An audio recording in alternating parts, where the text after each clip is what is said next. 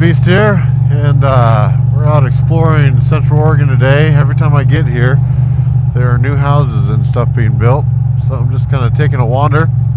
Beautiful view of the mountains today. It's actually quite a bit chilly. I got down to 27 last night, but it looks like we dead end back here. I wanted to talk about the booster plug that we put on the Monster here. The Monster has a K&N filter in it, and of course has just slip-on pipes.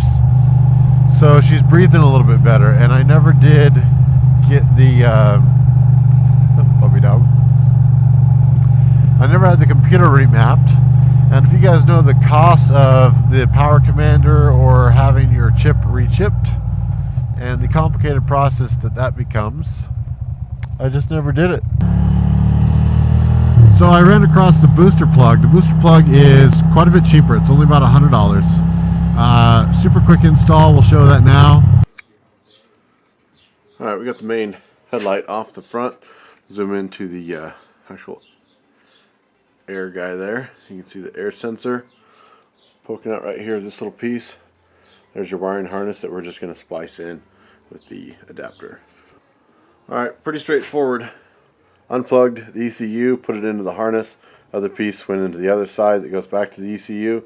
Booster plug module is just going to be tucked up against the instrument panel, and their temp sensors just going to get zip tied right up to one of these cables that comes down the front forks. Super easy, doesn't take up any room, and yeah, let's see how she works.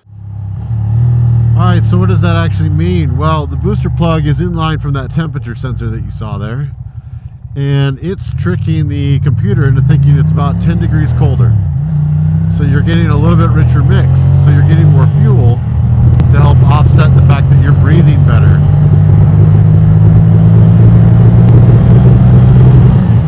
And I can definitely tell a difference. I was getting some sort of back popping sounds. Every once in a while it would just hesitate. You get this pop, and it would kind of backfire inside the airbox. Now we went through the timing belt, the valves got done, all the usual stuff that you do on this guy. So I was pretty confident that that wasn't the issue, and it didn't do it years ago. Like this, the airbox has been the same, the slip-ons have been the same for over 10 years when I bought this thing in 2004. So I knew that wasn't really the issue. Just as it aged, it seemed to get worse and worse. Every once in a while I'd have issues with bad gas, is what it seemed, because it would go away after I went through another tank of gas. There was one day where I was literally apparently shooting flames out the back of the Monster after I just filled up in Puyallup, Washington. And we were down there for a fair or concert or something, and we were riding back in the dark, and everyone was like, they were hanging back like 10 feet or more from behind me, because they're like, dude, you're shooting flames. So I hadn't even hardly used any fuel, but I pulled over to the next gas station, added a little bit more fuel from that station, and it slowly started winning away, made it a lot better. So the hypothesis that day was that it was just bad gas, which was great, because I didn't actually take this thing in. Not that I had a ton of money when I lived in Seattle. One of the reasons I was commuting so much on the bike was to save money. So I would look into the booster plug if you're just not really interested in dialing in, you know, your exact air fuel mixture. If you're just not technically interested in it, or you really don't think it's going to matter. If you want to open up the exhaust and the air a little bit more, all you're going to need is a little bit more fuel then. And the booster plug seems to do that. So it's been on here for about a year. Haven't had any issues with it. Bike's still running great.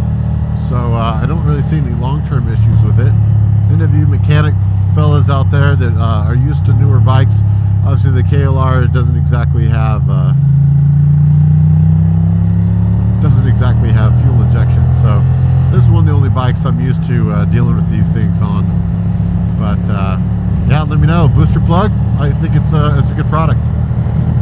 Catch you guys down the road. I'm doing some more riding. It's a gorgeous day in Central Oregon with rock chucks.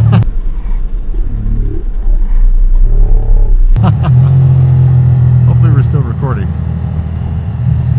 Because this GoPro wants to turn off every once in a while.